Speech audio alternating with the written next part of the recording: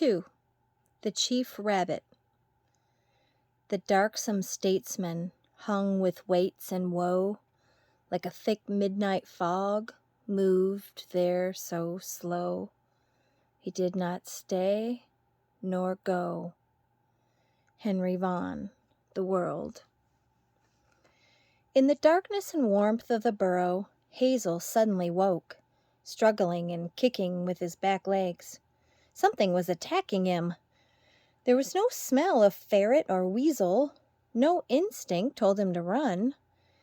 His head cleared, and he realized he was alone, except for Fiver.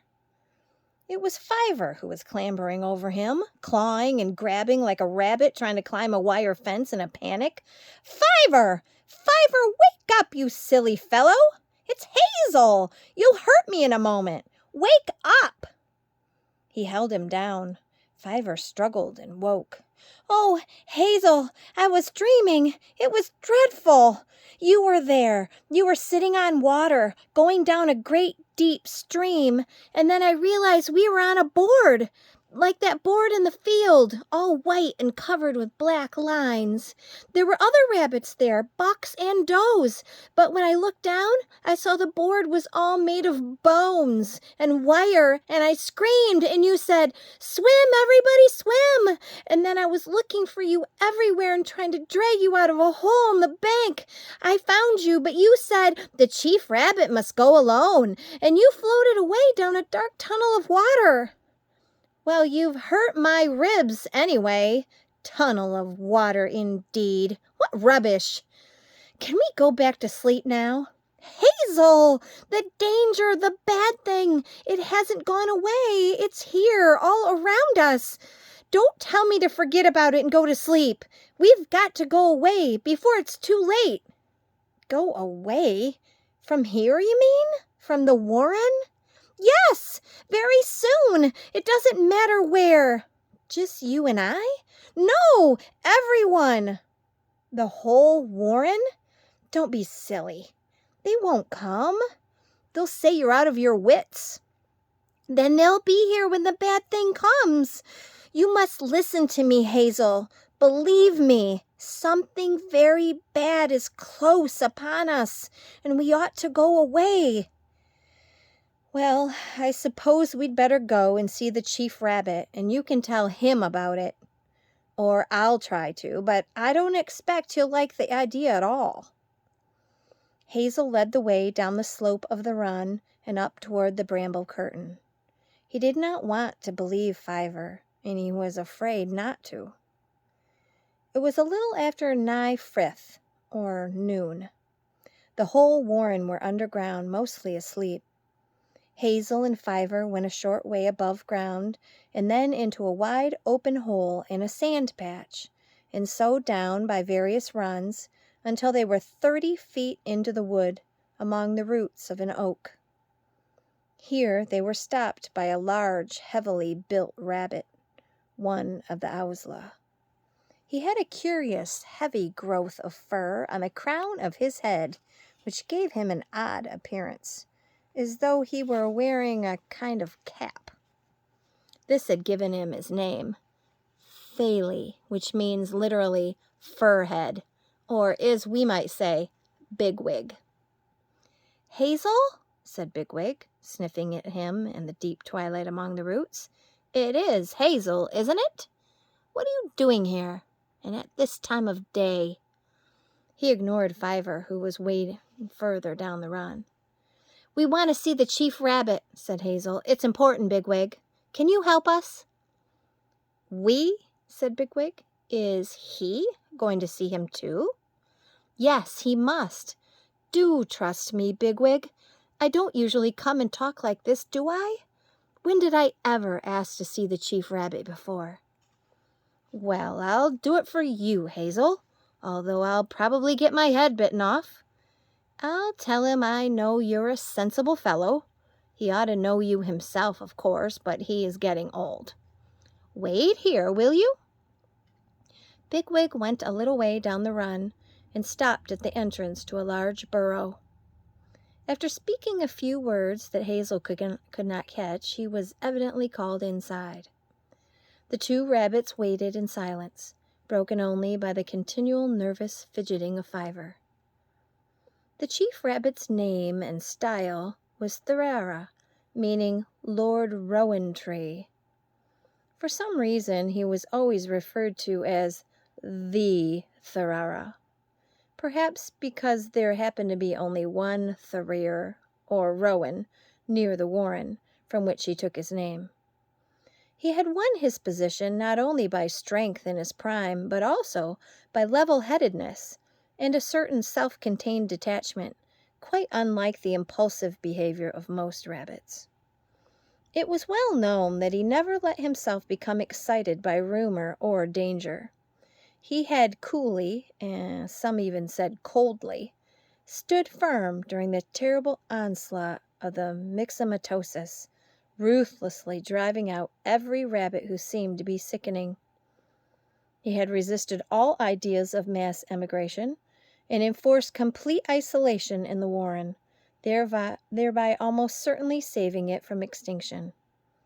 It was he, too, who had once dealt with a particularly troublesome stoat by leading it down among the pheasant coops, and so, at the risk of his own life, onto a keeper's gun. He was now, as Bigwig said, getting old, but his wits were still clear enough. When Hazel and Fiver were brought in, he greeted them politely. Owsla, like Toadflax, might threaten and bully. The Thurara had no need. Ah, Walnut. It is Walnut, isn't it? Hazel, said Hazel. Hazel, of course. How very nice of you to come and see me. I knew your mother well. And your friend? My brother. Your brother, said the Thurara, with the faintest suggestion of, "Don't correct me any more, will you?" in his voice. "Do make yourselves comfortable. Have some lettuce?" The chief rabbit's lettuce was stolen by the Owsla from a garden half a mile away across the fields.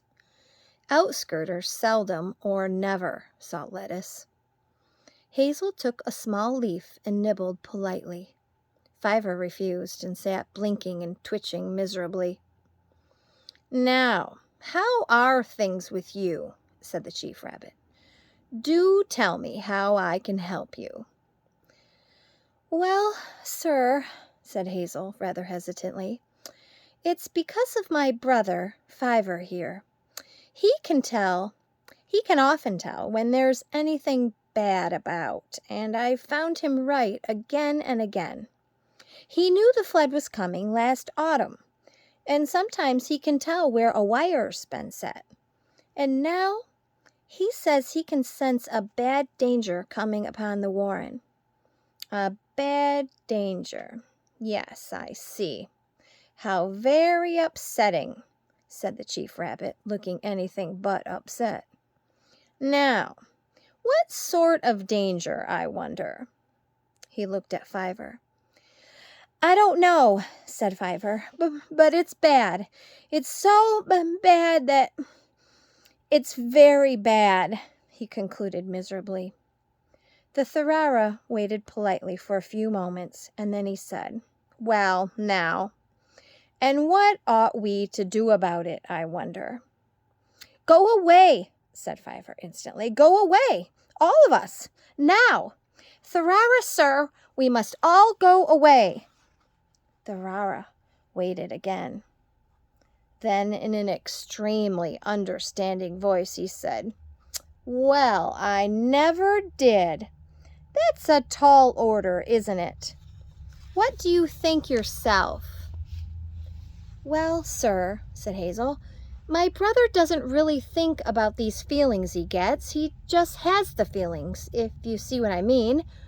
I'm sure you're the right person to decide what we ought to do." "Well, that's very nice of you to say that. I hope I am.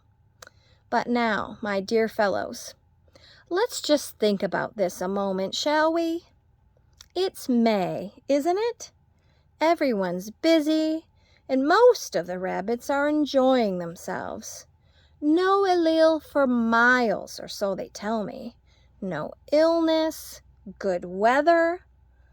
And you want me to tell the Warren that your brother here has got a hunch, and we must all go traipsing across country to goodness knows where and risk the consequences, huh? What do you think they'll say? All delighted, huh? They'd take it from you, said Fiver suddenly. That's very nice of you, said the Tharara again. Well, perhaps they would. But I should have to consider it very carefully indeed. A most serious step, of course. And then, but there's no time, Tharara, sir, blurted out Fiver. I can feel the danger like a wire around my neck. Like a wire! Hazel, help! He squealed and rolled over in the sand, kicking frantically as a rabbit does in a snare. Hazel held him down with both forepaws, and he grew quieter. I'm awfully sorry, Chief Rabbit, said Hazel. He gets like this sometimes. He'll be all right in a minute. What a shame, what a shame! Poor fellow. Perhaps he ought to go home and rest. Yes, you'd better take him along now. Well, it's been extremely good of you to come and see me, Walnut. I appreciate it very much indeed, and I shall think over all you've said most carefully, and you can be quite sure of that. Bigwig, wait just a moment, will you?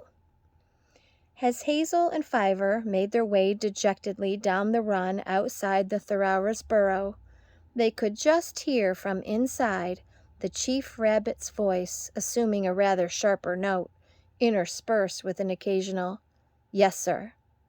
"No, sir." Bigwig, as he had predicted, was getting his head bitten off.